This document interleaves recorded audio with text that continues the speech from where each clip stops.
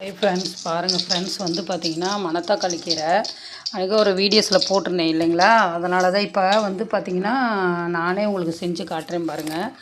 ஒரு இதில் எண்ணெய் ஊற்றி வச்சுருக்கேன், அதில் கடுகு உளுந்தம் பருப்பு போட்டுக்கிறேங்க, ஓகேங்களா. அதே மாதிரி வந்து பார்த்திங்கன்னா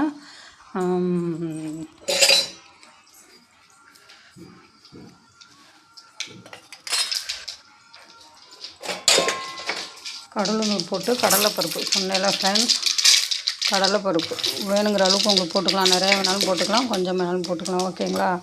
பார்த்திங்கன்னா கொஞ்சோண்டு சீரகமும் துளுண்டு ஆட் பண்ணிக்கோங்க, நல்லாயிருக்கும் டேஸ்ட்டுக்கு, ஓகேங்களா. அதில் வந்து பார்த்திங்கன்னா அதுக்கப்புறம் கொஞ்சம் நேரம் நல்லா வதங்கட்டும் ஃப்ரெண்ட்ஸ், ஓகேங்களா. நல்லா எண்ணெய் விட்டு வதக்கியாச்சா. வதக்கின பின்னால் அதில் வந்து பார்த்திங்கன்னா ஏற்கனவே அதில் பச்சை மிளகாய் எல்லாம் போட்டிருக்கேன். அதனால் பச்சை மிளகா, வெங்காயம், தக்காளி, கொஞ்சம் கருவேப்பிலை இருந்ததுன்னா கூட போட்டுக்கலாம், ரொம்ப நல்லாயிருக்கும் பச்சை மிளகா, சரிங்களா. சின்ன வெங்காயம் பார்த்திங்கன்னா ரொம்ப ரொம்ப நல்லது ஃப்ரெண்ட்ஸ்.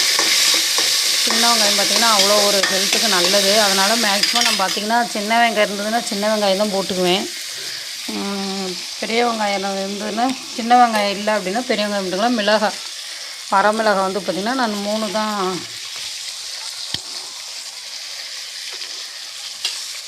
போட்டுக்கலாமா.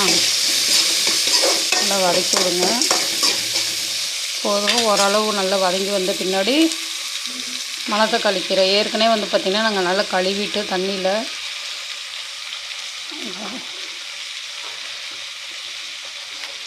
கழுவிட்டு தான் வச்சுருக்கேன். வந்து பார்த்திங்கன்னா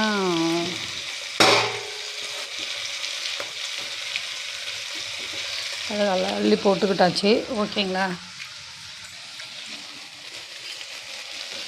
நல்லா போட்டு நல்லா வதக்கி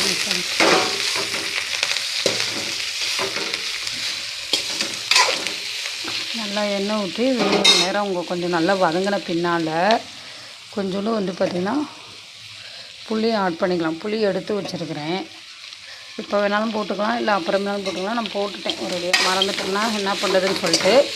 பாருங்கள், இது மாதிரி வந்து மணத்தக்காளி கீரை இது மாதிரி நல்லா வதக்கிட்டு அரைச்சி மல்லித்தொவையல் இப்போ அரைப்போம் பார்த்திங்களா, அது மாதிரியே அரைச்சி நீங்கள் சாப்பாடில் போட்டு கூட பிணைஞ்சி சாப்பிட்டு வரலாம். இதுவும் ஹெல்த்துக்கு ரொம்ப நல்லது தான்.